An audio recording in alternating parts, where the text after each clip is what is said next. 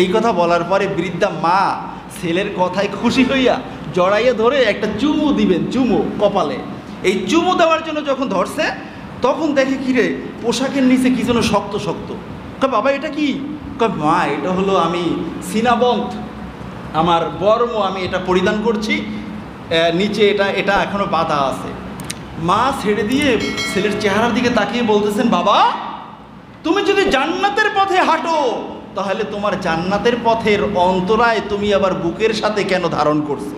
এটা তওয়াফ করে মানুষ, যেখানে খানায় কাবার চারপাশে মানুষ ঘোরে।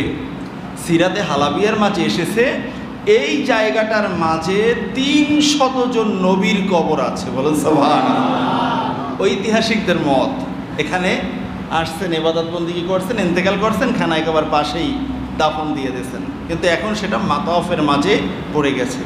যাই হোক, তৃতীয় পর্যায়ে খানায় কাবা নির্মাণ করেছিলেন হজরত শীস আলাইহিস সালাতু ওয়াস সালাম, আল্লাহ তাআলার জলিল কদর পয়গাম্বার হজরত শীস আলাইহিস সালাতু ওয়াস সালাম। এখন ওখানে গিয়ে শাবল দিয়ে ওই খানায় কাবার আগের যে ভিত্তি ওইটাকে সরানো শুরু করছে। যখন শাবল দিয়ে নাড়া দিয়েছে, নাড়া দেওয়ার সাথে সাথে ঐতিহাসিকরা লিখছেন যে গোটা পৃথিবী থরথর থরথর করে কাঁপা শুরু করছে। বলুন আল্লাহু আকবার। তার মানে ঘর কার? সবাই বলেন কার?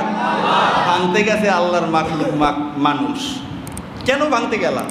ভিত্তি আছে থাকুক, কেন ভাঙতে গেলা?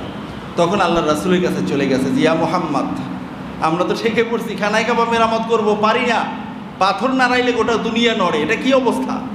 তখন রাসূলুল্লাহ সাল্লাল্লাহু আলাইহি ওয়াসাল্লাম পরামর্শ দিলেন যে দেখো এটা আল্লাহর ঘর, এটাকে এরকম চাইয়েই তুমি ইচ্ছা মতো বানাবা, বাড়াবা, কমাবা তা পারবে না। বরং গিয়ে বলো যে হে আল্লাহ, আমরা আপনার সন্তুষ্টির জন্য এসেছি, ঘর মেরামত করার জন্য, আমাদের মনের মাঝে কোনো ধরনের খারাপ চিন্তা নেই। আল্লাহ রাসূলের পক্ষ থেকে এই কথা বলে যখন পাথর নাড়া দিল, পাথর আস্তে উঠে চলে আসলো, আর কোনো নড়াচড়া কাঁপাকাঁপি আর নাই। বলুন সুবহানাল্লাহ।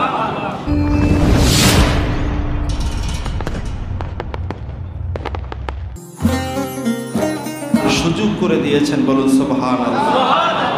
খানায় কাবা এটা একটা ঘর, মূলত পাথর দিয়ে নির্মিত একটি ঘর, কিন্তু এই ঘরের সামনে গিয়ে তাকালে আসলেই এই আয়াতের বাস্তবতা খুঁজে পাওয়া যায়।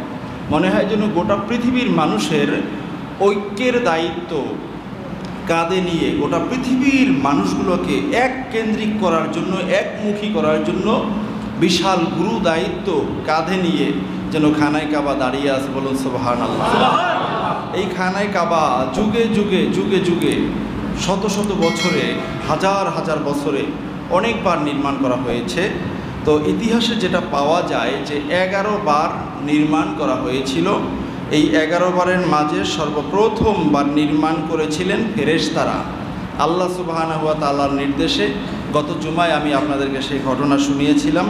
তো আল্লাহ তাআলার নির্দেশে যখন এই ফেরেশতারা এই খানায় কাবা তৈরি করলেন, খানায় কাবার সাথে আরও 13টি ঘর, 13টি জায়গায়, আসমান 7টি, জমিন 7টি, প্রত্যেকটা ফ্লোরে মোট 14টি ঘর নির্মাণ করেছিলেন।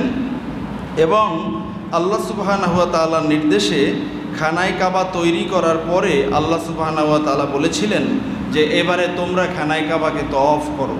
তো ফেরেশতারা ওই সময় তওয়াফ করেছিলেন। এখনও প্রতিনিয়ত প্রত্যেক দিনে নতুন নতুন ফেরেশতা এই পৃথিবীতে আল্লাহ সুবহানাহু ওয়া তাআলা বিভিন্ন কাজে প্রেরণ করেন। হাদিস শরীফের মাঝে এসেছে এই জমিনে এমন কোনো ফেরেশতা তৈরি হন না বা নাজিল হন না যেই ফেরেশতার উপরে নির্দেশ থাকে না যে তুমি সর্বপ্রথম গিয়ে খানায় কাবা তওয়াফ করবে, এরপরে বাইতুল্লাহ শরীফের আঙ্গিনায় 2 রাকাত নামাজ পড়বে। বলুন সুবহানাল্লাহ। তার মানে হলো যে এই খানায় কাবা এটা শুধুমাত্র মুসলমানরাই তওয়াফ করে না, বরং জিন জাতিদের মাঝে অনেক আছে যারা তওয়াফ করেন, আর ফেরেশতাদের মাঝে যারা প্রতিদিন প্রত্যেকটা মুহূর্তে এই পৃথিবীতে আগমন করেন, তারা আল্লাহর নির্দেশে সর্বপ্রথম এসে খানায় কাবা তওয়াফ করেন, এরপরে তারা 2 রাকাত নামাজ আদায় করেন। বলুন সুবহানাল্লাহ। তাহলে 3টি জাতি, মানুষ, জিন এবং ফেরেশতা, তাদের সকলের ইবাদতের জায়গা, তওয়াফের জায়গা হলো বাইতুল্লাহ শরীফ। ঠিক কিনা বলেন ভাইরা আমার? খানায় কাবা দ্বিতীয় পর্যায়ে যে নির্মাণ করা হয়েছিল, দ্বিতীয় পর্যায়ে নির্মাণ করেছিলেন হজরত আদম আলাইহিস সালাতু ওয়াস সালাম। প্রত্যেকের নির্মাণের মাঝে অনেক ইতিহাসের মাঝে অনেক ঘটনা আসছে, তো একটা বললে তো সময় অনেক চলে যাবে, এ কারণে আমি আজকের একটু খুব দ্রুত আগাইতে চাই। যে দ্বিতীয় পর্যায়ে হজরত আদম আলাইহিস সালাতু ওয়াস সালাম খানায় কাবা তৈরি করেছিলেন। আদম আলাইহিস সালাতু ওয়াস সালাম যখন পৃথিবীতে আসলেন, আল্লাহ তাআলা বলছেন যে আদম তুমি আমার জন্য একটা ঘর বানাও। বলুন সুবহানাল্লাহ। আদম আলাইহিস সালাতু ওয়াস সালাম পৃথিবীতে প্রথম আসছেন, কিভাবে ঘর বানাবেন, কোন জায়গায় বানাবেন? আল্লাহ তাআলাকে প্রশ্ন করলেন যে ইয়া রাব্বিল আলামিন, আমি ঘর বানাবো, কোন জায়গায় বানাবো? এত বিশাল পৃথিবী, মানুষ শুধুমাত্র আমি আর হাওয়া, আর কেউ মানুষ নাই, তো কোন জায়গাটা চয়ন করব? আপনার জন্য ঘর বানাবো, অবশ্যই সাগরের পারে হইলে সুবিধা হয়, আপনি আসবেন, থাকবেন, বাতাস খাইবেন, ঠিক কিনা বলেন? ঠিক ঠিক আল্লাহ সুবহানাহু ওয়া তাআলার ক্ষেত্রে এই ধরনের চিন্তা চেতনা, এটা হলো শিরকি চিন্তা, ঠিক কিনা বলেন? আল্লাহ সুবহানাহু ওয়া তাআলা গোটা পৃথিবীর মানুষকে তার একটা ঘর বানিয়ে আল্লাহ তাআলার সাথে নিসবত করে এই ঘরের মাধ্যমে গোটা পৃথিবীর মানুষকে এক কেন্দ্রিক করবেন, এটাই ছিল আল্লাহ তাআলার মূল উদ্দেশ্য, ঠিক কিনা বলেন? এখন আল্লাহ সুবহানাহু ওয়া তাআলার নির্দেশে আদম আলাইহিস সালাম ঘর বানাইবেন, কোন জায়গায় বানাইবেন? আল্লাহ তাআলা বলছেন আমি তোমাকে জায়গা দেখিয়ে দেব। কিভাবে? এর আগের আলোচনায় শুনছিলেন যে আল্লাহ সুবহানাহু ওয়া তাআলার নির্দেশে ফেরেশতারা 7 আসমানে 7টা ঘর বানাইছেন। সবচেয়ে উপরের যে ঘরটা, সপ্ত আসমানে, ওই ঘরটার নাম হলো বাইতুল মামুর। ঘরের নাম কি? আর আমাদের উপরে যে আকাশটা, প্রথম আসমান, এখানে এই ঘরটার নাম কি ছিল যেন? একজনেও কি বলতে পারেন? গত জুমায় কিন্তু আমি বলছিলাম বাইতুল ইজ্জা। আরও সহজভাবে বোঝার জন্য বলতে পারি বাইতুল ইজ্জাত, সম্মানের ঘর। বলুন না সুবহানাল্লাহ। বাইতুল মুকাররম, সম্মানিত ঘর, ঠিক কিনা বলেন? এখন আল্লাহ সুবহানাহু ওয়া তাআলা বাইতুল মামুরের সোজা নিচে একটা ছায়া জমিনের মাঝে ফেলে দিয়েছেন। বলুন সুবহানাল্লাহ।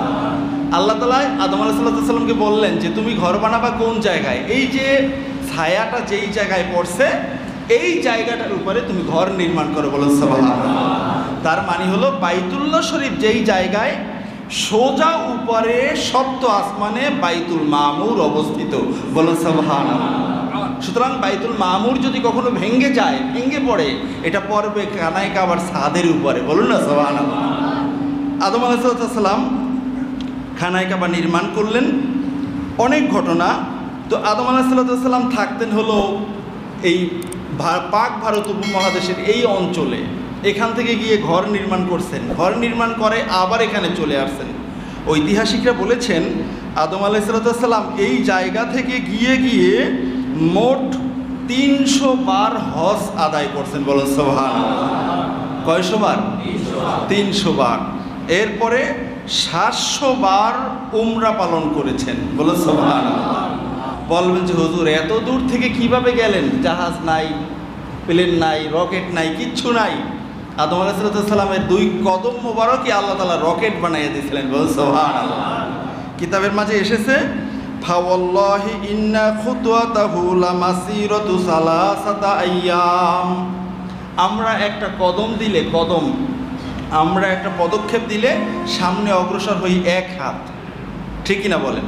তাও আমার মতো লম্বা মানুষ হইলে 1 হাত, আর ছোট মানুষ হইলে তো আরও কম, ঠিক কিনা বলেন? কিন্তু আমার বাবা আদম আলাইহিস সালাম উনি 1 কদমে যাইতেন 3 দিনের দূরত্ব। বলুন সুবহানাল্লাহ। কয় দিনের দূরত্ব? 3 দিনের দূরত্ব। তাহলে যদি সকালে হাঁটা শুরু করতেন, জোহরের আগেই যাইয়া খানায় কাবায় পৌঁছে যাইতেন, ঠিক কিনা বলেন? তো এভাবে করে আদম আলাইহিস সালাম 300 হজ এবং 700 উমরা এই খানায় কাবায় পালন করেছেন। অনেক ঐতিহাসিকরা বলেছেন যে আদম আলাইহিস সালামের কবরও এই বাইতুল্লাহ শরীফের আঙ্গিনায়। এই মতটা দুর্বল মত, তবে শক্তিশালী মত হলো মসজিদে খায়েফের পাশে হলো আদম আলাইহিস সালামের কবর, কিন্তু এটা নির্ধারিত বা নির্ধারণ করা জায়গা নাই। এরকম মানুষ গিয়ে জিয়ারত করবে নির্ধারিত একটা জায়গা, এরকম নাই, ঐতিহাসিকরা বলছেন। এমনকি যেই জায়গাটা তওয়াফ করে মানুষ, যেখানে খানায় কাবার চারপাশে মানুষ ঘোরে, সিরাতে হালাবিয়ার মাঝে এসেছে এই জায়গাটার মাঝে 300 জন নবীর কবর আছে। বলেন সুবহানাল্লাহ। ঐতিহাসিকদের মত, এখানে আসছেন, ইবাদত বন্দেগী করছেন, ইন্তেকাল করছেন, খানায় কাবার পাশেই দাফন দিয়ে দিয়েছেন, কিন্তু এখন সেটা মাতাওয়াফের মাঝে পড়ে গেছে। যাই হোক, তৃতীয় পর্যায়ে খানায় কাবা নির্মাণ করেছিলেন হজরত শীশ আলাইহিস সালাতু ওয়াস সালাম, আল্লাহ তাআলার জলিল কদর পয়গাম্বার হজরত শীশ আলাইহিস সালাতু ওয়াস সালাম। চতুর্থবারে খানায় কাবা নির্মাণ করেছিলেন হজরত ইব্রাহিম আলাইহিস সালাতু ওয়াস সালাম। আপনারা জানেন হজরত নূহ আলাইহিস সালাতু ওয়াস সালামের জামানায় যে বন্যা হয়েছিল, এই বন্যার কারণে খানায় কাবা অনেক ক্ষতিগ্রস্ত হয়েছিল। বন্যার পরে হজরত ইব্রাহিম আলাইহিস সালাতু ওয়াস সালাম আল্লাহ সুবহানাহু ওয়া তাআলার নির্দেশে খানায় কাবা মেরামত করেছিলেন। তবে এখানে আরেকটু কথা বলে রাখি যে এই যে বন্যার কারণে খানায় কাবা ক্ষতিগ্রস্ত হয়েছিল, এরপরে খানায় কাবা নির্মাণ করেছিলেন হজরত ইব্রাহিম আলাইহিস সালাতু ওয়াস সালাম, এই কথাটা অনেক ঐতিহাসিকরা মানে না। তারা বলছেন না, যখন বন্যা চলতেছিল তখন খানায় কাবা এই মাক্কা মোকাররমার ওই ভূখণ্ডেই ছিল না, বরং বন্যা শুরু হওয়ার আগে আল্লাহ সুবহানাহু ওয়া তাআলা 70,000 ফেরেশতা পাঠিয়ে খানায় কাবাকে উঠিয়ে চতুর্থ আসমানে নিয়ে রাখছিলেন। বলুন সুবহানাল্লাহ। এই মতটা ইমাম কাশাফ ওনার তাফসিরে কাশাফের মাঝেও বর্ণনা করছেন। এর পরবর্তীতে এই যে এটাকে উঠিয়ে নেওয়া হয়েছিল কেন বলা হয়েছে যে অকানা রফাহু লিআল্লা ইউসিবুহুল মাউ আন নাজাস, যাতে করে এই বন্যার অপবিত্র পানিগুলো খানায় কাবায় স্পর্শ না করে। এ কারণে আল্লাহ সুবহানাহু ওয়া তাআলা তার ঘরকে তিনি নিজেই ফেরেশতা পাঠিয়ে আসমানে উঠিয়ে হেফাজত করেছিলেন। এরপরে সুম্মা তাওফাতিস সাফিনাতু বি আহলিহাল আরদা কুল্লাহা ফি সিত্তাতি আশহুরিন লা তাস্তাকিরু আলা শাই। এরপরে নূহ আলাইহিস সালাতু ওয়াস সালামের সেই জাহাজ নৌকা, এটা 6 মাস পর্যন্ত গোটা পৃথিবীতে পানির উপরে ভাসমান ছিল, কোথাও স্থির হয় নাই। ভাসতে ভাসতে ভাসতে ভাসে ভাসতে হাত্তা আতাতিল হারামা ফালাম তাদখুলহু ওয়া দারাত বিল হারামি উসবুআন।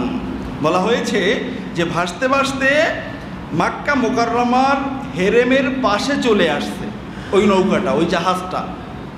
আসার পরে হেরেমের মাঝে প্রবেশ করে নাই, বরং 1 সপ্তাহ পর্যন্ত হেরেমের চারপাশ দিয়ে ওই নৌকাটা, ওই জাহাজটা তওয়াফ করতেছিল আল্লাহ তাআলার গোটা মাখলুকাতকে নিয়ে। বলুন সুবহানাল্লাহ।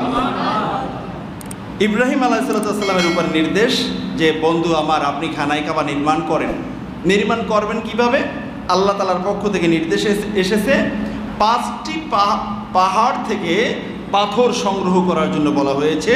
1 নম্বর ছিল সিনাই পাহাড়, 2 নম্বর ছিল বাইতুল মাকদাসের একটা জাইদ নামক পাহাড়, 3 নম্বর হলো লুবনান পাহাড়, 4 নম্বর হলো জুদি পাহাড়, যেই পাহাড়ে গিয়ে এই নূহ আলাইহিস সালামের এই জাহাজ মাটি স্পর্শ করেছিল। এরপরে 5 নম্বর হলো মাক্কা মোকাররমা থেকে কাছেই যেই পাহাড়ে রাসূলুল্লাহ সাল্লাল্লাহু আলাইহি ওয়াসাল্লাম অবস্থান করেছিলেন, অর্থাৎ হেরা পাহাড়। এই 5 পাহাড়ের পাথর এনে ইব্রাহিম আলাইহিস সালাম হজরত ইসমাইল আলাইহিস সালামকে নিয়ে খানায় কাবা তৈরি করেছিলেন। এরপরে 5ম নম্বরে খানায় কাবা নির্মাণ করেছিলেন যারা, অমালেকা সম্প্রদায়। এরপরে 6ষ্ঠ নম্বরে জুরহাম গোত্র। 7ম হলো Qusai bin Kilab. Qusai bin Kilab তিনিও খানায় কাবা নির্মাণ করেছিলেন। 8ম নম্বর হলো কুরাইশ গোত্র, অর্থাৎ আল্লাহর রাসূল সাল্লাল্লাহু আলাইহি ওয়াসাল্লামের বংশের মানুষেরা। তারা যখন খানায় কাবা নির্মাণ করছে তখন রাসূলুল্লাহ সাল্লাল্লাহু আলাইহি ওয়াসাল্লামের বয়স ছিল 35 বছর। যখন একজন মহিলা হাতে একটা বাতি, একটা মানে তখন তো টর্চ লাইট ছিল না, জাইতুনের তেল দিয়ে মূলত ওই কফি বাতি চালানো হতো। তো এরকম একটা বাতি খানায় কাবার পাশ দিয়ে নিয়ে যাওয়ার সময় ওই মহিলার হাত থেকে খানায় কাবার দেয়ালে আগুন লেগে যায়। তো আগুন লাগার পরে খানায় কাবার দেয়াল একেবারে জরাজীর্ণ হয়ে যায়। তখন সবাই মিলে প্রস্তাব আনলেন যে আমাদের খানায় কাবা মেরামত করতে হবে, মেরামত করতে হবে। তো মেরামত করতে গিয়ে যখন দেখবেন কোনো কিছু ভালো করে বানাইতে হইলে আগের ভাঙ্গাগুলো ফালাইয়ে দেয়, হয় না এরকম? একটা ঘর বানাইবেন, ভাঙ্গা ইট বালু ওইগুলো সব সরাইয়ে দিয়ে পরিষ্কার করে এরপরে ঘর উঠায়। এখন ওখানে গিয়ে শাবল দিয়ে ওই খানায় কাবারের আগের যে ভিত্তি ওইটাকে সরানো শুরু করছে। যখন শাবল দিয়ে নাড়া দিয়েছে, নাড়া দেওয়ার সাথে সাথে ঐতিহাসিকরা লিখছেন যে গোটা পৃথিবী থরথর থরথর করে কাঁপা শুরু করছে। বলুন আল্লাহু আকবার। তার মানে ঘর কার? সবাই বলেন কার? ভাঙতে গেছে আল্লাহর মাখলুক মানুষ। কেন ভাঙতে গেলা? ভিত্তি আছে থাকুক, কেন ভাঙতে গেলা? তখন আল্লাহর রাসূলের কাছে চলে গেছে, জিয়া মুহাম্মদ, আমরা তো ঠেকে পড়ছি, খানায় কাবা মেরামত করবো পারি না, পাথর নাড়াইলে গোটা দুনিয়া নড়ে, এটা কি অবস্থা? তখন রাসূলুল্লাহ সাল্লাল্লাহু আলাইহি ওয়াসাল্লাম পরামর্শ দিলেন যে দেখো, এটা আল্লাহর ঘর, এটাকে এরকম চাইয়েই তুমি ইচ্ছা মতো বানাবা, বাড়াবা, কমাবা তা পারবে না। বরং গিয়ে বলো যে হে আল্লাহ, আমরা আপনার সন্তুষ্টির জন্য এসেছি, ঘর মেরামত করার জন্য, আমাদের মনের মাঝে কোনো ধরনের খারাপ চিন্তা নেই। আল্লাহ রাসূলের পক্ষ থেকে এই কথা বলে যখন পাথর নাড়া দিল, পাথর আস্তে উঠে চলে আসলো, আর কোনো নড়াচড়া কাঁপাকাঁপি আর নাই। বলুন সুবহানাল্লাহ। ইতিহাসে এসেছে এই পাথরের সর্বপ্রথম শাবল বা কোপ দিয়েছিল যিনি উঠানোর জন্য, তার নাম ছিল ওলীদ বিন মুগীরা।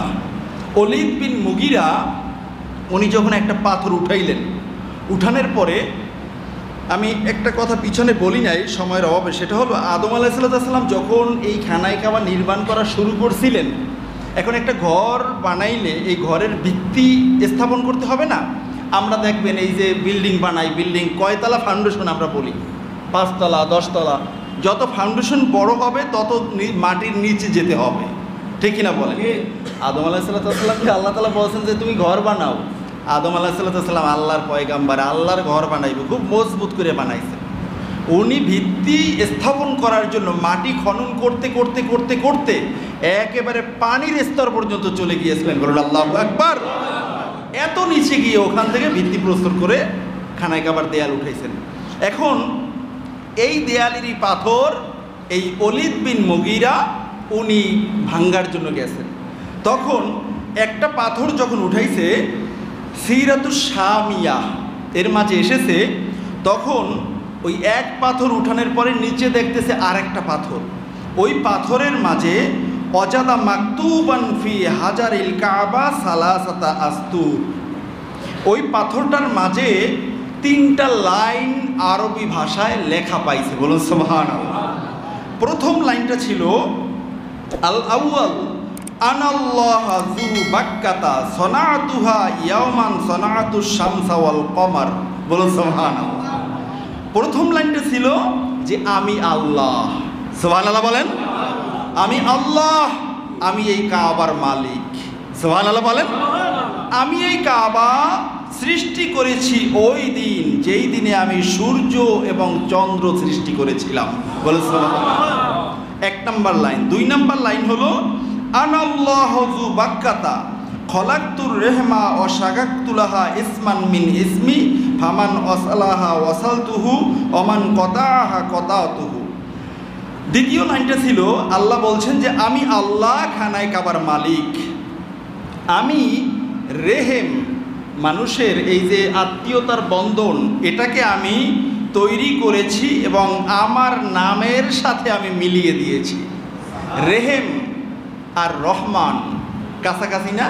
রহিম কাছাকাছি। আল্লাহ বলছেন যে আমি এই নাম থেকে আমার একটা নাম বের করছি। সুতরাং দুনিয়াতে থেকে যারা আত্মীয়তার সম্পর্ক রক্ষা করবে তাদের সাথে আমি আল্লাহর সম্পর্ক থাকবে, আর যারা আত্মীয়তার সম্পর্ক নষ্ট করবে, ছিন্ন করবে, তাদের সাথে আমি আল্লাহ অর্থাৎ রহিম রহমান আমি আল্লাহর কোনো সম্পর্ক থাকবে না। বলুন নাউযুবিল্লাহ। এখন আমরা কি আত্মীয়তার সম্পর্ক রাখি নাকি কেটে দেই? কি বলেন? বেশিরভাগ জায়গায় শোনা যায় আত্মীয়তার মাঝে কোনো দেখা সাক্ষাৎ নাই, কথাবার্তা নাই, একজন আরেক দিকে ফিরে হাঁটে, আরেকজন আরেক দিকে ফিরে হাঁটে, ঠিক কিনা বলেন? কাল হাসর ময়দানে আল্লাহ বলবেন তুমি তো তোমার রেহেমের সম্পর্কটা তুমি রক্ষা করো নাই। এক ভাই আরেক ভাইকে দেখতে পারে না, এক বোন আরেক বোনকে দেখতে পারে না। এই সম্পর্ক যে কোনো মূল্যেই হোক এটাকে মজবুত রাখতেই হবে যদি কাল হাসর ময়দানে আপনি রহমানের দয়া পেতে চান। মনে রাখতে পারবেন না ইনশাল্লাহ? সুতরাং যার সাথে যে দ্বন্দ্ব আছে, মনে করেন জায়গাটা, আপনার জায়গাটা একটু ভালো জায়গা থেকে আপনি নিতে চান, আপনার বোন সেও চায় ওখান থেকে নিতে, আপনি দিয়ে দেন তাকে। কতটা ঠকবেন? দুনিয়াতে একটু ঠকলে পরকালে আল্লাহ তাআলা আপনাকে জিতিয়ে দেবেন। বলুন না সুবহানাল্লাহ। মিশকাত শরীফের প্রথম খণ্ডের সর্বশেষ হাদিস, রাসূলুল্লাহ সাল্লাল্লাহু আলাইহি ওয়াসাল্লাম বলেছেন, মান কতা মিরাসা ওয়ারিসিহি কতা আল্লাহু ওয়ারাসাহু মিনাল জান্নাহ আও কামা ক্বালা আলাইহিস সালাতু ওয়াসসালাম। আল্লাহ রসুল বলছেন, দুনিয়াতে তারা যারা আত্মীয়তার সম্পর্কটা কেটে দিবে, মিরাজ দিবে না, অংশ দিবে না, তার সম্পত্তি ভাগ করে দিবে না, আল্লাহ সুবহানাহু ওয়া তাআলা কাল হাসর ময়দানে ওই ব্যক্তির নাম থেকে জান্নাতের অংশটা কেটে দিবেন। বলুন নাউজুবিল্লাহ। তাহলে জান্নাত কাটা গেলে যাইবে কই বান্দা? জাহান্নামে। ঠিক কিনা বলেন? এই জন্য এটা উচিত নয়। 3 নম্বর যে লাইনটা ছিল সেটি হলো, আনাল্লাহু যু বাক্কাতা খলাকতুল খায়রা ওয়াশ শাররা। আল্লাহ বলছেন, আমি আল্লাহ, আমি কাবার মালিক, আমি কল্যাণ এবং অকল্যাণ সৃষ্টি করেছি। বলুন সুবহানাল্লাহ। সুতরাং যারা আমার প্রিয় বান্দা তারা সব সময় যাবে কল্যাণের দিকে, আর যারা শয়তানের বান্দা গোলাম তারা সব সময় যাবে অকল্যাণের দিকে। কারণ ভালো এবং মন্দ আমি আল্লাহ স্পষ্ট করে মানুষকে জানিয়ে দিয়েছি। এখন আমরা কি সবসময় ভালোর দিকে থাকি না খারাপের দিকেও থাকি? কি বলেন, ভালোর দিকে থাকি না খারাপের দিকে থাকি? বেটা রিক্সা চলায়, এত কষ্ট করে রিক্সা চলায়, পায়ের মাথার গাম পায়ে ফেলে, এই টাকা নিয়ে বেটা মদ কিনে খায়, তো বেটা খুব ভালো দিকে হাঁটছে নাকি? গাজীপুরের মানুষ নয় জায়গা বিক্রি করে আর খায়, সহজে সহজে টাকা আইয়ে খায়, ধনী লোক যারা অটো পাবে টাকা আসে খায়, কিন্তু এই রিক্সাওয়ালা বেটা এত কষ্ট করে মদ কিনে খায়, এটা কেমন কথা? খুব ভালো কাজের দিকে হাঁটতেছে না? গোটা বিশ্ব এখন খুব ভালো কাজের দিকে হাঁটতেছে, এই কারণে আল্লাহর অ্যাকশন শুরু হয়ে গেছে। ঠিক কিনা বলেন? এই জন্য বন্ধুরা আমার, ভালো এবং মন্দ এটা বিচার করতে হবে কোরআন এবং সুন্নাহ দিয়ে। ঠিক কিনা বলেন? কোরআন সুন্নাহর বাহিরে কোনো ভালো নাই, কোনো সভ্যতা নাই, কোনো ধরনের অগ্রগতি নাই। কোরআন সুন্নাহর বাহিরে যেটা আছে সবগুলো হলো গোটা দুনিয়ায় জাহান্নামের শাস্তি নামিয়ে আনার ওসিলা। ঠিক কিনা বলেন? বন্ধুরা আমার দেখেন, কুরাইশগণ যখন এই খানায় কাবা মেরামত করছিলেন, নির্মাণ করেছিলেন, তখন তারা এই খানায় কাবা মেরামতের জন্য, নির্মাণ করার জন্য একজন মিস্ত্রি আনছিলেন, যে মিস্ত্রির বাড়ি ছিল রোম দেশে এবং তার নাম ছিল বাকুম। এই বাকুম নামক মিস্ত্রিকে নিয়ে আসা হয়েছিল, তার মাধ্যমেই মূলত খানায় কাবার ছাদটা তৈরি করা হয়েছিল। এর পরবর্তীতে হাজরে আসওয়াদ স্থাপন করার ব্যাপারটা আসলো। আপনারা সবাই জানেন যে রাসূলুল্লাহ সাল্লাল্লাহু আলাইহি ওয়াসাল্লাম তখন এই 12 গোত্রের 12 জন এনে কাপড়ের ভিতরে হাজরে আসওয়াদ রেখে 12 জনে ধরে খানায় কাবার কর্নারে হাজরে আসওয়াদ স্থাপন করে দিয়েছিলেন এবং ওই জায়গায় আজও আছে। বলুন না সুবহানাল্লাহ। যাই হোক বন্ধুরা আমার, 9 নম্বরে খানায় কাবা নির্মাণ করেছিলেন আব্দুল্লাহ বিন জুবায়ের রাদিয়াল্লাহু তাআলা আনহু। নাম কি বলেন? আব্দুল্লাহ বিন জুবায়ের রাদিয়াল্লাহু তাআলা আনহু। তিনি নির্মাণ করেছিলেন। এই নির্মাণের আগে ইয়াজিদ বাহিনী খানায় কাবার উপরে বোম মারছিল, বোম, মিনজানি, কামানের গোলাবারুদ ওখানে নিক্ষেপ করেছিল, বিধায় এই খানায় কাবার দেয়ালে গেলাফে আগুন ধরে গিয়েছিল ইয়াজিদ বাহিনী। এই ধ্বংস হওয়ার পরে, এই বিধ্বস্ত হওয়ার পরে, এরপরে আব্দুল্লাহ বিন জুবায়ের রাদিয়াল্লাহু তাআলা আনহু তিনি এই খানায় কাবাকে নির্মাণ করেছিলেন। তো খানায় কাবা নির্মাণ করার পরে তৎকালীন সময়ে কুরাইশদের প্রসিদ্ধ ব্যক্তিবর্গ অনেকে একত্রিত হয়ে, যেহেতু ইয়াজিদ বাহিনী তার কামান দিয়ে খানায় কাবাকে ক্ষতিগ্রস্ত করছে, এর পরবর্তীতে আব্দুল্লাহ বিন জুবায়ের রাদিয়াল্লাহু তাআলা আনহু আল্লাহর দেয়া দয়ায় যেহেতু খানায় কাবাকে আবার পুনঃ নির্মাণ করতে পারছেন, এই শুকরিয়া আদায় করার জন্য কুরাইশদের শ্রেষ্ঠ কুরাইশরা পায়ে হেঁটে তানিমে গিয়ে এহরাম বেঁধে এসে খানায় কাবায় উমরা পালন করেছিলেন। বলো সুবহানাল্লাহ। খানায় কাবার সম্মান, খানায় কাবাকে সম্মান করেছেন, আল্লাহ তাআলার শুকরিয়া আদায় করেছেন যে আল্লাহ তাআলা আমাদেরকে তৌফিক দিয়েছেন আমরা কোনো বাহনে চলবো না, আমরা পায়ে হেঁটে গিয়ে এহরাম বেঁধে আমরা এসে তওয়াফ করব, উমরা করব। তো সেটাই করেছিলেন। এর পরবর্তীতে 10ম নম্বরে 74 হিজরিতে খানায় কাবা পুনর্নির্মাণ করেছিল হাজ্জাজ বিন ইউসুফ। নাম শুনছেন না আপনারা? হাজ্জাজ বিন ইউসুফ। এই হাজ্জাজ বিন ইউসুফ এই লোকটা হলো এমন একটা লোক যেই লোকটার জীবনীতে আলো আছে, অন্ধকারও আছে, দুই পার্ট। হাজ্জাজ বিন ইউসুফ খানায় কাবাকে পুনর্নির্মাণ করছে। হাজ্জাজ বিন ইউসুফ কোরআনুল কারিমে এই নোক্তা, জের, জবর, পেশ এগুলো বসাইছে। এর আগে কোরআনুল কারিমে কোনো নোক্তা ছিল না, হরফগুলো ছিল স্বাভাবিকভাবে লেখা, যেগুলো এখনও বিভিন্ন কিতাবে পাওয়া যায়। ফাওকানিয়া, তাহতানিয়া পড়ার সিস্টেম ছিল, কিন্তু উনি দেখলো যে আসলে ইসলাম বিভিন্ন জায়গায় ছড়িয়ে ছিটিয়ে পড়তেছে, সুতরাং আজমি মানুষেরা তো কোরআনুল কারিম তেলাওয়াত করতে পারবে না। এবং হাজ্জাজ বিন ইউসুফ রাতে জেগে জেগে কোরআনুল কারিম তেলাওয়াত করত। এগুলো ছিল সব তার ভালো গুণ, সবগুলো হলো আলহামদুলিল্লাহ আর সুবহানাল্লাহ। কিন্তু তার জীবনে নাউজুবিল্লাহর পার্টটাও কিন্তু কম বড় নয়। সে একাধারে সাহাবায়ে কেরামদের মাঝে বিশাল একটা সংখ্যা, তাবিঈনদের মাঝে বিশাল একটা সংখ্যা, তাবিঈনদের মাঝে বিশাল একটা সংখ্যা, অনেকগুলো মানুষকে সে নির্বিচারে নিজের ইচ্ছা মতো হত্যা করছে। নাউজুবিল্লাহ বলবেন না? সাহাবী, তাবি। এর মাঝে অন্যতম যিনি ছিলেন একজন আব্দুল্লাহ বিন জুবায়ের রাদিয়াল্লাহু তাআলা আনহু। আব্দুল্লাহ বিন জুবায়ের রাদিয়াল্লাহু তাআলা আনহুকে সর্বপ্রথম গর্দান কাটছে। কাটার পরে এই গর্দান ছাড়া এই শরীরটাকে 1 মাস শুলে ঝুলিয়ে রাখছে। সকলে জোরে সোরে বলেন নাউজুবিল্লাহ। আব্দুল্লাহ বিন জুবায়ের রাদিয়াল্লাহু তাআলা আনহুর আম্মা হযরত আসমা রাদিয়াল্লাহু তাআলা আনহা কার মেয়ে বলতে পারেন? হযরত আবু বকর সিদ্দিক রাদিয়াল্লাহু তাআলা আনহুর মেয়ে। আরেকজন আম্মাজান আয়েশা সিদ্দিকা রাদিয়াল্লাহু তাআলা আনহা। এই 2 বোন। এখন এই আসমা রাদিয়াল্লাহু তাআলা আনহার বয়স তখন প্রায় 100 বছর। এই বুড়ি মানুষটার কাছে ওই রশিদে ঝুলাইয়া রাইখা বুড়ি মানুষটার কাছে খবর দিয়েছে হাজ্জাজ বিন ইউসুফ, বলতেছে যে তাকে গিয়ে, আসমাকে গিয়ে বলো যে তার ছেলে কত শান্তিতে আছে, গিয়ে দেখে যাক। নাউজুবিল্লাহ বলবেন না? তখন আসমা রাদিয়াল্লাহু তাআলা আনহা বাড়ি থেকে আসছে।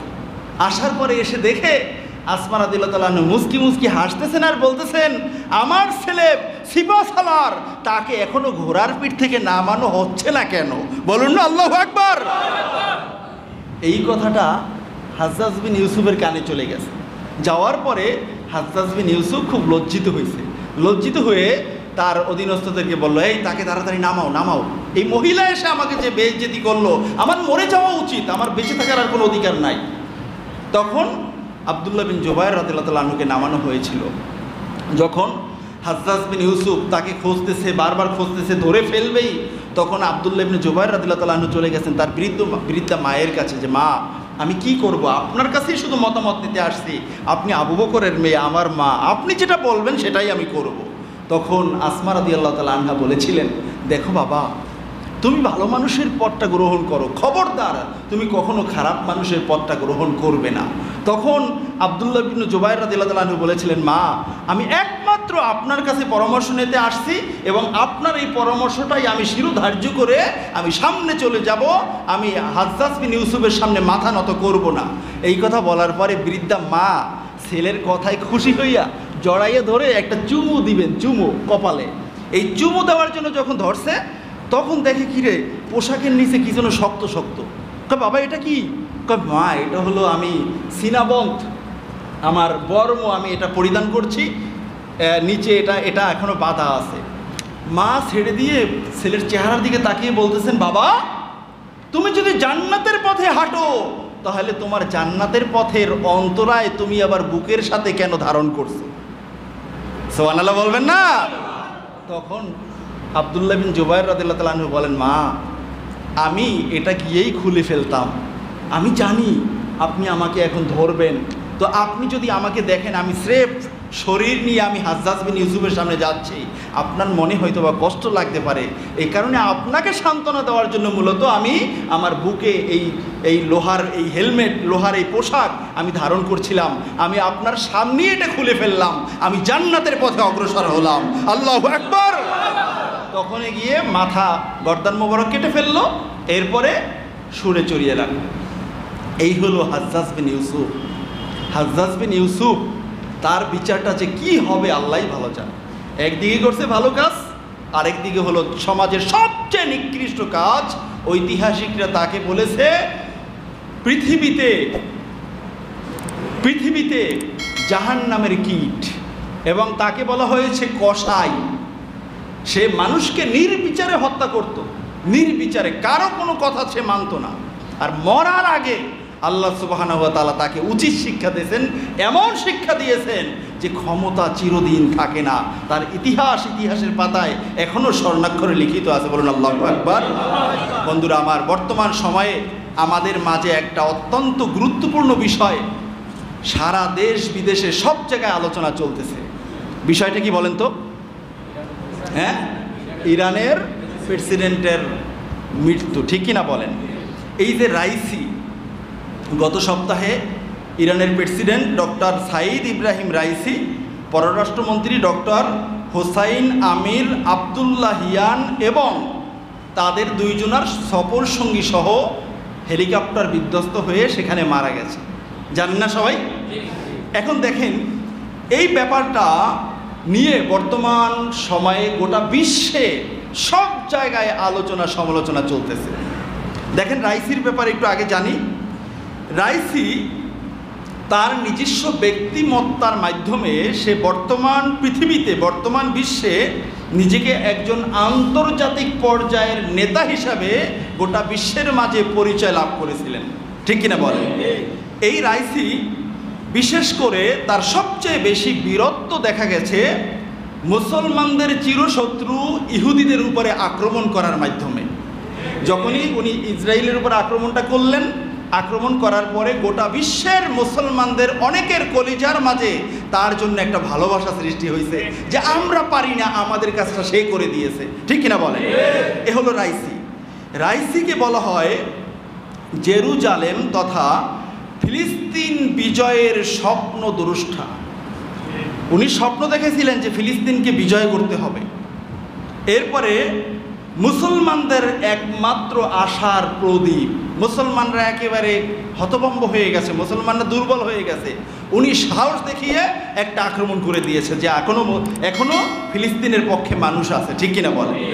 এরপরে আধুনিক মুসলিম বিশ্বের নব সালাউদ্দিন আইয়ুবী খেতাব দেওয়া হয়েছে এই রাইসিকে, যে সালাউদ্দিন আইয়ুবী নাই, কিন্তু এই আধুনিক বিশ্বের নব সালাউদ্দিন আইয়ুবী হলো এই ইরানের প্রেসিডেন্ট রাইসি। কত ভালো গুণ, ঠিক কিনা বলেন? দেখেন আরও সামনে কি, ওনাকে মুসলিম বিশ্বের একমাত্র অপ্রতিদ্বন্দ্বী একজন শক্তিশালী শাসক হিসেবে চিহ্নিত করা হয়েছে। এরপরে পশ্চিমা শক্তির সামনে মাথা নত করবে না এমন একজন নেতা যদি থেকে থাকে, তিনিই হলেন এই মিস্টার রাইসি, ঠিক কিনা বলেন? এরপরে দেখেন, উনি যখন মারা যাওয়া এই আমি যতগুলো এই তার সিফাত বললাম, এগুলো সব পেপার পত্রিকায়, বিভিন্ন বক্তৃতায়, বিভিন্ন লিখনির মাধ্যমে আমি এগুলো সংগ্রহ করছি। বিভিন্ন জায়গায় এক এক জায়গায় ওনাকে এক একটা খেতাব দেওয়া হয়েছে। এখন উনি মারা যাওয়ার পরে গোটা বিশ্ব থেকে বড় বড় মোড়লরা ওনাকে শেষ বিদায় দেওয়ার জন্য গিয়েছিলেন। এর পরবর্তীতে দেখেন, তার মৃত্যুর পরে আমাদের দেশ সহ বিশ্বের সকল প্রায় রাষ্ট্রে, দুই চারটা ছাড়া সব রাষ্ট্রে এবং সকল জায়গার ইসলামিক দলগুলো সবাই শোক প্রকাশ করছে, দুঃখ প্রকাশ করছে, এবং সারা বিশ্বের সাথে তাল মিলিয়ে আমাদের ছোট্ট সোনার বাংলাদেশও কিন্তু পিছিয়ে থাকে নাই।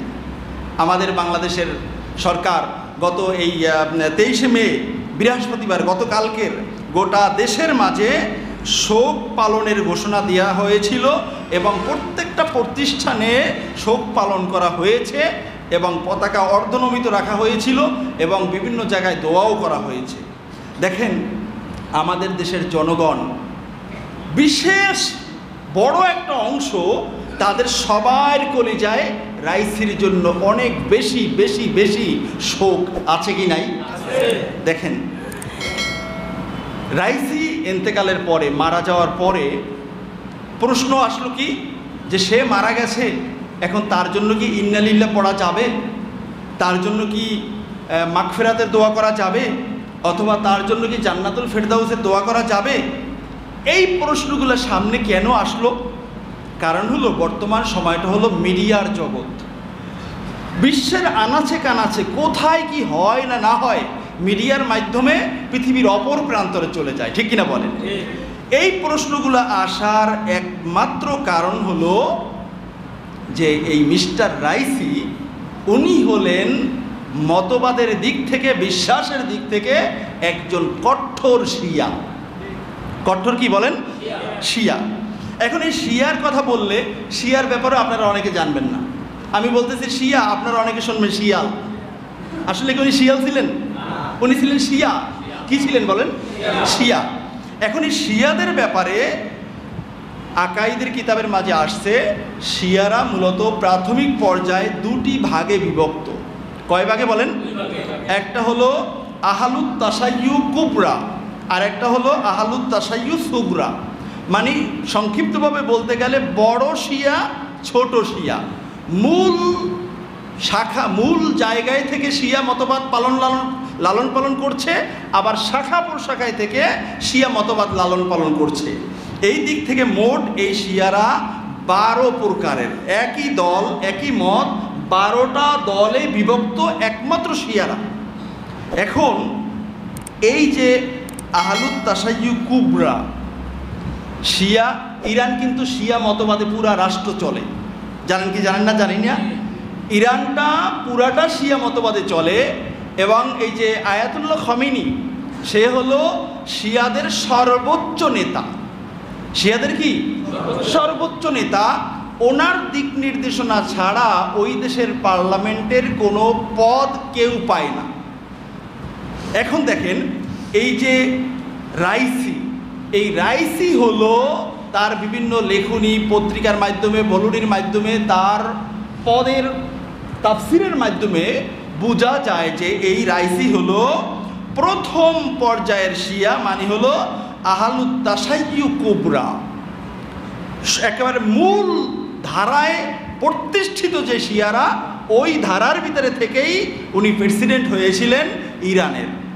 এখন প্রশ্ন হলো, ঠিক আছে উনি শিয়া, তো ওনার সাথে আমাদের দ্বিমতটা কোথায়? ওনাদের সাথে আমাদের কোনো দ্বিমত নাই, তবে মূল ধারার শিয়া যারা, তাদের কয়েকটা আকিদা আমি আপনাদের সামনে তুলে ধরছি। তাদের আকিদার মাঝে 1 নম্বর আকিদা হলো যে কোরআনুল কারিমের মাঝে রদবদল হয়েছে এবং ওরা নিজেরাও কোরআনুল কারিমের মাঝে পরিবর্তন করেছে। বলুন না নাউজুবিল্লাহ। আচ্ছা বলুন, আমাদের কোরআনুল কারিম আমাদের এই মসজিদের তাকে আছে কি নাই? এখন কেউ যদি একজনে বলে কোরআনুল কারিমের ওই আয়াতটা আমি মানি না, ওখানে আমি এইটা মানি, তারে কি আমরা মুসলমান বলতে পারবো? কাদিয়ানিরা কাফের। কেন? খতামুন, কোরআনুল কারিমে শুধুমাত্র খতামুন এই শব্দটাকে তারা অস্বীকার করছে। এই কারণে গোটা বিশ্বের মুসলিম একমত, কাদিয়ানিরা কাফের, তাতে কোনো সন্দেহ নাই, ঠিক কিনা বলে?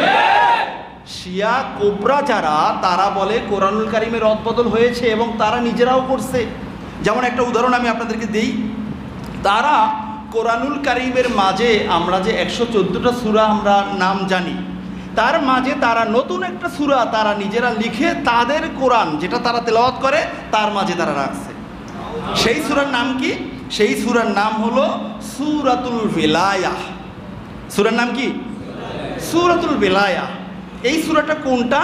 সূরাতুল ইনশিরাহ। এটাকে পরিবর্তন করে তারা নাম রাখছে সূরাতুল বেলায়া এবং এখানে একটা আয়াত তারা কি বলে বৃদ্ধি করে তারা লিখছে। কি লিখছে তারা? আল্লাহ রাব্বুল আলামিন সূরাতুল ইনশিরার সূচনা থেকে বলে ওয়ারাফা'না লাকা যিকরাক, ওয়ারাফা'না লাকা যিকরাক, এই আয়াতে কারিমার পরে তারা একটা আয়াত বানাইয়া তাদের কোরআনে ঢুকাইছে। সেই আয়াত হলো ওয়াজআলনা আলিয়ান সহরাক। আলী রাদিয়াল্লাহু তাআলা আনহুর ভক্ত, আলী রাদিয়াল্লাহু তাআলা আনহুর নাম কোরআনুল কারিমে ঢুকাই দিয়েছে। এখন দেখেন ওয়ারাফা'না লাকা যিকরাক ওয়াজআলনা আলিয়া সহরাক, আয়াতের সাথে মিল আছে কিনা? পুরো মিল। এখন যেই মানুষগুলো এই কাজটা করলো তারা তো মুসলমান। একটু বুঝে থাকলে সবাই বলেন তারা কি মুসলমান? মুসলমান না। এখন দেখেন মুসলমান যদি নাই হয় তারা কিভাবে মুসলমানদের বন্ধু হতে পারে? আল্লাহ রাব্বুল আলামিন কোরআনুল কারীমে জায়গায় জায়গায় জায়গায় জায়গায় বলছেন, মুসলমান বান্দারা আমার, তোমরা খবরদার মুসলমান ছাড়া কাউকে বন্ধু হিসাবে গ্রহণ করবে না, তারা তোমাদের চিরশত্রু। তাদের মুখে উচ্চারণ করে যা, তার চেয়ে অন্তরে থাকে তার চেয়ে বেশি। ঠিক কিনা বলেন? এখন দেখেন যদি মুসলমানদের বন্ধুই না হয় তাহলে কি ফিলিস্তিনের বন্ধু? বাইতুল মাকদাসের বন্ধু? এইবারে আসেন গোটা দুনিয়া, রাসূলুল্লাহ সাল্লাল্লাহু আলাইহি ওয়াসাল্লাম বলেছেন আদ-দুনিয়া জিফা ওয়া তালিবুহা কিলাব। গোটা দুনিয়াটা হলো মরা পচা দুর্গন্ধযুক্ত একটা প্রাণীর মতো, এবং এটার পিছনে দৌড়ায় যারা তারা হলো কুকুর। এ কারণে দেখবেন আমি মাঝে মধ্যে বলি, ছোট মুখে বড় কথা, বড় বড় নেতারা, বড় বড় কর্মীরা, বড় বড় মানে কি বলে দিনের ধারক বাহকরা, তাদের মাঝেও তারা বলে একটা করে আর একটা, আছে কি নাই? এ কারণে আমি মাঝে মধ্যে বলি কথা সত্য মতলব খারাপ। কথাটা সত্য বলে কিন্তু এর মাধ্যমে মতলব হলো তার প্রভাব প্রতিপত্তি, তার ক্ষমতার মসনদ যাতে আরো বেশি শক্তিশালী হয়, এই চিন্তাই তাদের থাকে। ঠিক কিনা বলে? আর একটু সামনে আগান, দেখেন এই মূল ধারার শিয়া যারা, তারা নিজেরা বসে শপথ করছে কোনো একদিন আমরা মক্কা মদিনা দখল করব, মক্কা মদিনা দখল করতে পারলে আয়েশা সিদ্দিকা রাদিয়াল্লাহু তাআলা আনহার কবরের উপরে আমরা দৌড়া মারব। আমাদের আম্মাজান আয়েশা সিদ্দিকা রাদিয়াল্লাহু তাআলা আনহার রওজা শরীফের উপরে দৌড়া মারবে। তারা কি কোনোদিন মুসলমান হতে পারে?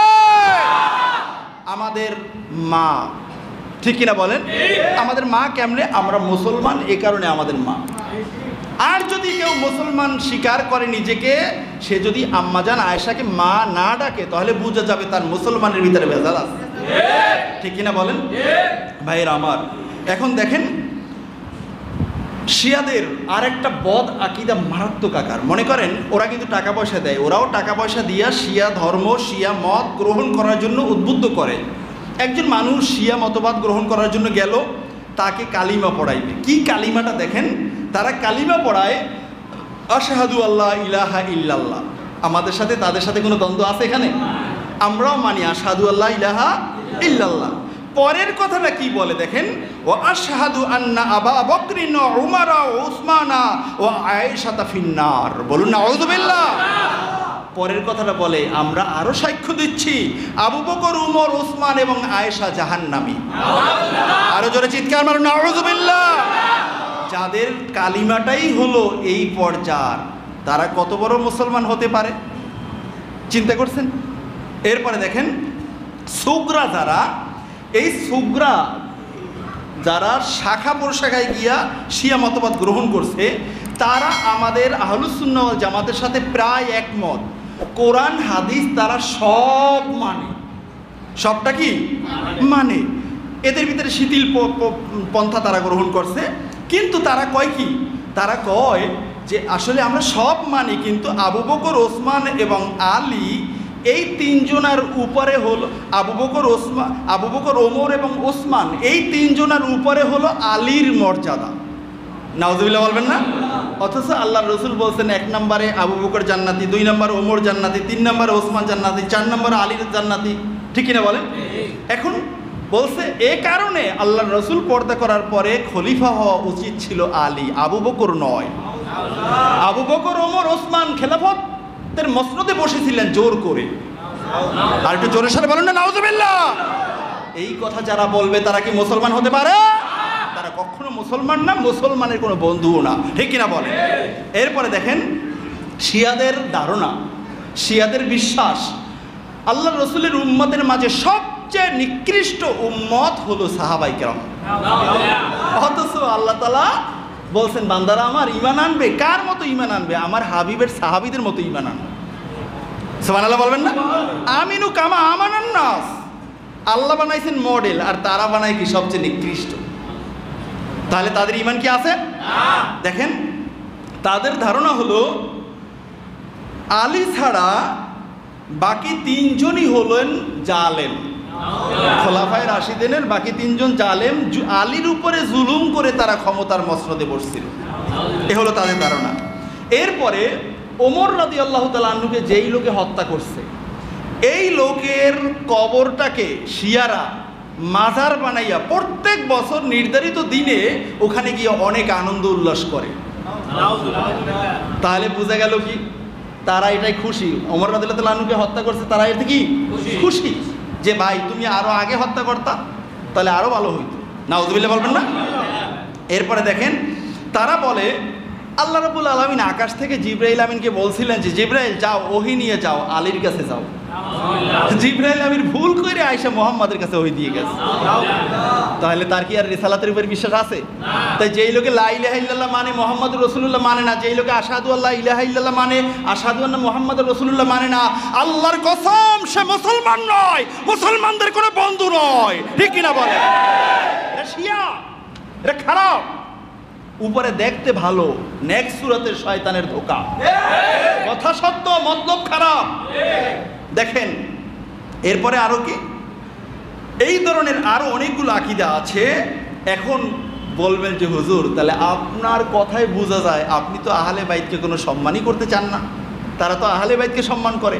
না ভাই, আহলে বাইতকে সম্মান করি, আমি বিবাহ করছি, আমার শাশুড়ি আছে, আমার মাও আছে, দুইজন আমার কাছে সম্মানের পাত্রী, ঠিক কিনা বলেন?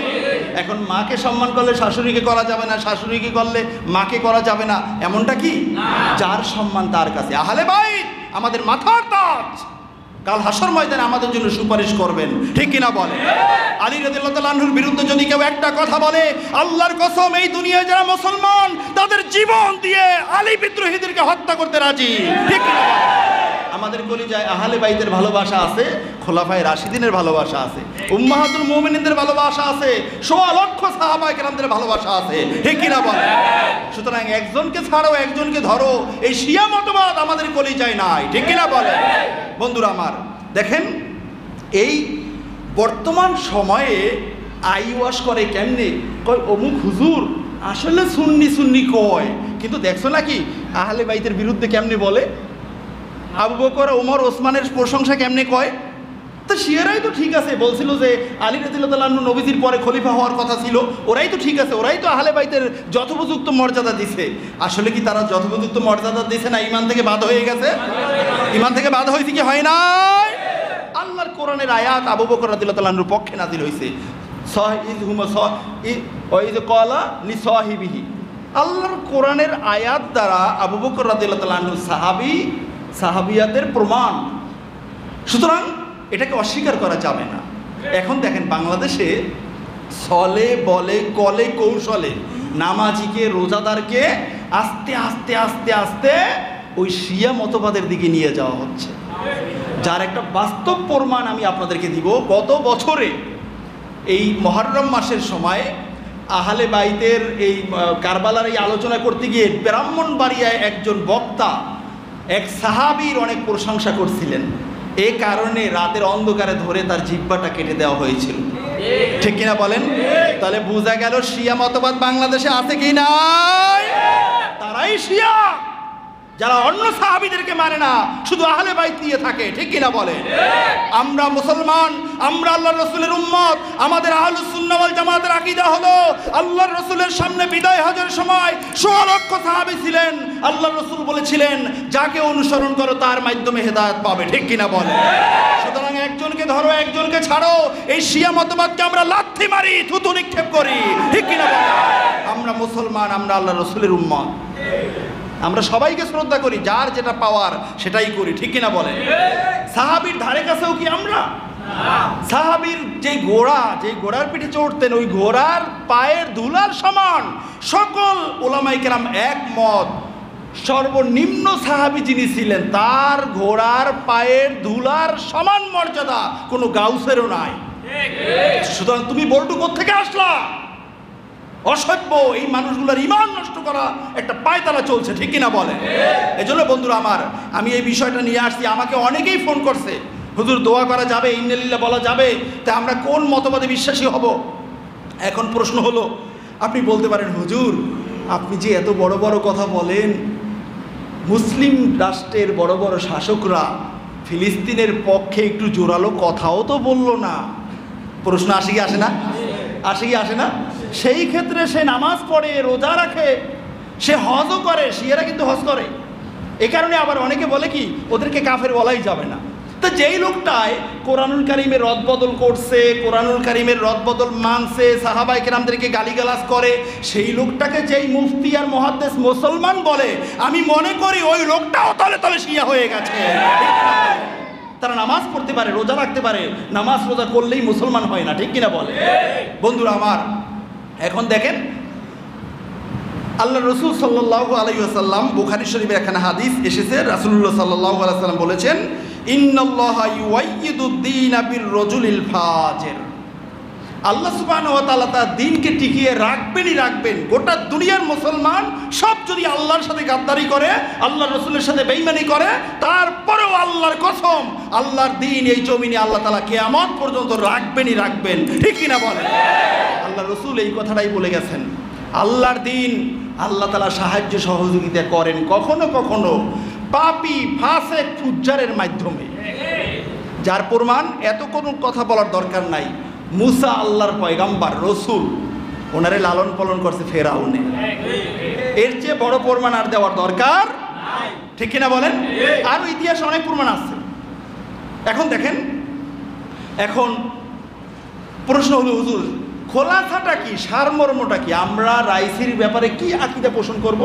আচ্ছা বলুন তো, এখানে আপনারা আমার চেয়ে অনেক সম্মানিত এবং শিক্ষিত জন, অনেক মিডিয়া ব্যক্তিত্ব, অনেক সরকারি কর্মকর্তা অনেকেই আছেন, রাইসির সাথে কোনোদিন এক কাপ চা খাইছেন? কে আছেন একটু হাত উঁচু করেন তো? কেউ নাই? কেউ নাই? ও আমি মনে করছি আমি মোল্লা মৌলবী, আমার সময় হয় নাই, আপনাদের তো সময় আছে অনেক, আপনারাও কেউ নাই? আচ্ছা, যেই লোকটার কাছে কোনোদিন বসি নাই, জানি নাই, তার ব্যাপারে এত কিছু জানিও না, কিতাবাদি পড়ে তার ব্যাপারে তার বক্তৃতা শুনে আমরা এই ফাইন্ড আউটগুলো করলাম। এখন এই লোকটাকে সরাসরি কাফের, সরাসরি মুসলমান, সে মুসলমানদেরই বন্ধু, তাকে আল্লাহ জান্নাতুল ফেরদাউস দান করুক, এই সমস্ত কোনো কথা বলার দরকার আছে? তার ব্যাপারে তো জানিই না। এখান থেকে আমাদের আরেকটা বিশ্বাস আমাদের মনে প্রাণে ধারণ করতে হবে, সেটা হলো আমরা যে সাহাবায়ে কেরামদের সমালোচনা করি, আরে রাইসি তো আমাদের যুগের মানুষ, হতে পারে আমাদের চেয়ে একটু দূরে থাকে, দূরে ছিল, আমরা তার সাথে দেখা দিতে পারি নাই, কথা বলতে পারি নাই, কিন্তু কোনো সাহাবায়ে কেরামদেরকে কোনোদিন দেখছি, কথা বলছি তাদের সাথে। তো সাহাবায়ে কেরামদের সমালোচনা আমরা কেমনি করব? আজকের রাইসিকে স্পষ্ট কাফের বলতে পারতাম যদি তার মুখ থেকে শুনতাম যে না, ওই যে আশহাদু আন্না আবু বকর না উমর ও উসমান ও আয়েশা ফিন্নার, এই কথাটা সেও বলছে, তবে সে যে ধারায় আছে ওই ধারার মূলনীতি এগুলো, সুতরাং সেও এটা বিশ্বাস করতে পারে, ঠিক কিনা বলে? সেইখান থেকে, এই জায়গাটা থেকে আমরা বলবো তার জন্য ইন্নালিল্লাহ, জান্নাতুল ফেরদাউস, এগুলো কিচ্ছু বলার দরকার নেই। বরং পরকালে আমি মুসলমান হিসাবে নাজাত পাওয়ার জন্য, সে যদি মুসলমান হয়ে থাকে, ঈমান আইনে থাকে, তাহলে তো তারে কাফের বললে আমি কাফের, কুফরি না কইরা আমি মরবো না, এটা হাদিস, ঠিক কিনা বলেন?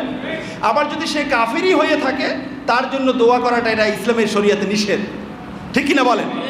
এখন এই ক্ষেত্রে আমাকে আপনাকে একটা সহজ পদ্ধতি অবলম্বন করতে হবে যে আল্লাহ বাহ্যিকভাবে দেখছি সে আমাদের মুসলমানদের পক্ষে কাজ করছে, এখন তার যদি ঈমান থাইকে থাকে, আল্লাহ তাকে আপনি ক্ষমা করে দেন। আমার সাথে কি আপনারা একমত? আচ্ছা, এই দোয়া করলে আপনাকে কি পরকালে কেউ জিজ্ঞেস করবে যে কেন এই দোয়া করছো? তাহলে সহজটা থুইয়া কেন আমরা জটিলতার দিকে যাই, ঠিক কিনা বলেন?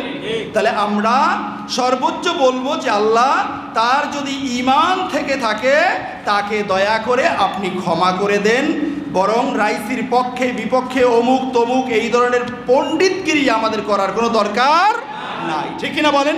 বন্ধুরা আমার, এখন স্কলারদের অভাব নাই, খালি ডক্টর ডক্টর ডক্টর। আমি আপনাদের কাছে একটা খুব মজার একটা তথ্য আনছি। 20/5/2020 গত সোমবারের পত্রিকায় আসছে, ইনকিলাব পত্রিকায় আন্তর্জাতিক বিভাগে এই ঘটনা আসছে। যুক্তরাষ্ট্রে ভারমন্ট অঙ্গরাজ্যের একটি বিশ্ববিদ্যালয়ে ম্যাক্স নামের একটি বিড়ালকে ডক্টরের ডিগ্রি দেওয়া হয়েছে। আপনারা এই খবরটা কে কে পড়ছেন? দয়া করে একটু হাত উঁচু করেন তো, দেখেন এই অনেকে আছে, হাত নামান। এখন বলুন, যেই উন্নত বিশ্বে একটা বিড়াল পায় ডক্টরের ডিগ্রি, ওই জায়গায় শিয়াপন্থী, ওহাবিপন্থী, ওই জায়গায় নজদিপন্থী, এই জায়গায় অমুক তমুক 72 দলের যে কোনো এক পন্থী একটা ডক্টর শব্দটা নামের পিছনে লাগিয়ে রাখলেই তার পিছনে হুমড়ি খেয়ে বলার কোনো সুযোগ নাই, ঠিক কিনা বলে? কারণ এই বিশ্বে উন্নত রাষ্ট্রে বিড়ালও ডক্টরের ডিগ্রি পাইছে। সুতরাং তোমার মতো ডক্টর আমার গোনার কোনো সময়, আমার কবর আছে, ঠিক কিনা বলেন? কথাটা লাগে যাইবে অনেকের, কি বলেন? লাগে যাইব? লাগলে কি আসে আর যায়, কবরে তো মরতে হবে, ঠিক কিনা বলেন? কবরে যাইতে হবে। এখন বিড়ালটাকে ডক্টরের ডিগ্রি দিয়েছে কেন, এটা জানতে চান না? দিল কেন? দিলে এই কারণে দেয় নাই যে বিড়ালটা খুব ভালো ইঁদুর মারতে পারে অথবা বিড়ালটা খুব মজা করে ঘুমাইতে পারে, এ কারণে দেয় নাই। বরং বিড়ালটাকে এ কারণে ডক্টরের ডিগ্রি দেওয়া হয়েছে, বিড়ালটার অধিকাংশ আচরণগুলো হলো বন্ধুত্ব সুলভ আচরণ। আপনারা যারা বিড়াল পারেন, বিড়ালকে একটু আদর করলে গায়ের সাথে আইসা ডলাডলি করে, কি করে না? কোলে বসে। আমি মদিনা মুনাওয়ারায় খোলা চত্বরে বসা, হঠাৎ করে একটা বিড়াল চলে যাচ্ছে, আমি একটু হাত বাড়াইছি, বিড়ালটা এসে আমার কোলে বসে আছে। তাহলে বিড়াল একটু আদর পাইলেই তো কাছে আসে, তার মানে সে ডক্টর। তোমার মতো মাস্টার সুইপার হওয়ার যোগ্য নয়, ঠিক কিনা বলে? বন্ধুরা আমার, এ কারণে আমি আপনাদেরকে সতর্ক করব। দেখেন, ইতালিতে এক রাতে 160 বার ভূমিকম্প হয়েছে। আপনারা যত ডক্টরের ডিগ্রি দেন আর ডক্টরের কথা শোনেন আর অমুকরে তমুকরে উঠান আবার নামান, এই যে দুনিয়ার পিছনে ঘোরেন, আল্লাহর চোখ রাঙ্গানিও মাঝে মধ্যে দেয়, ঠিক কিনা বলেন? এক রাতে 160 বার ভূমিকম্প হয়েছে।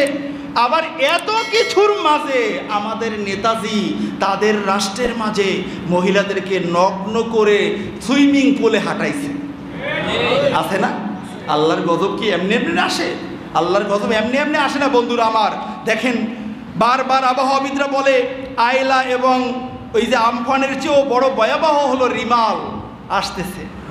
এই বিপদগুলো আমাদের সবার হাতের কামাই, ঠিক কিনা বলেন? আল্লাহ সুবহানাহু ওয়া তাআলা এই বিপদ আপদ থেকে আমাদেরকে তওবা নসিব করুন। এবং আজকের যতটুকু আলোচনা করলাম, আল্লাহ সুবহানাহু ওয়া তাআলা আমি সহ সকলের ঈমানকে তাজা করে দেন। শেষ জামানায় ওই 72 দলের কোনো দলের দিকে যেন আমরা কোনো চাকচিক্যতা দেখে মায়েল না হই। আমার আল্লাহ যেন আমাদের সবাইকে হেফাজত করেন, বলেন আমিন।